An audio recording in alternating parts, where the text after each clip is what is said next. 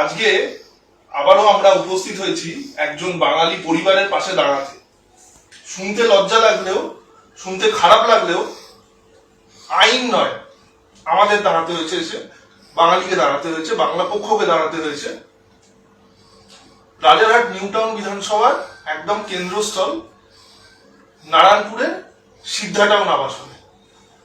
আবারও বলে দিই, বাংলার মাটিতে, বাংলার আবাসনে, বাংলার রাজধানীতে বাঙালিকে রক্তাক্ত হতে হয়েছে বহিরাগত ভিন রাজ্যের ফ্ল্যাটের দখলদারদের জন্য, যারা এই বাংলায় এসে বাংলার ফ্ল্যাট কিনে বা বাংলার ফ্ল্যাটে এসে বসে বাংলার ফ্ল্যাটে ভাড়া থেকে তারা বাঙালিকে এসে মেরে মুখ ফাটিয়ে দিচ্ছে।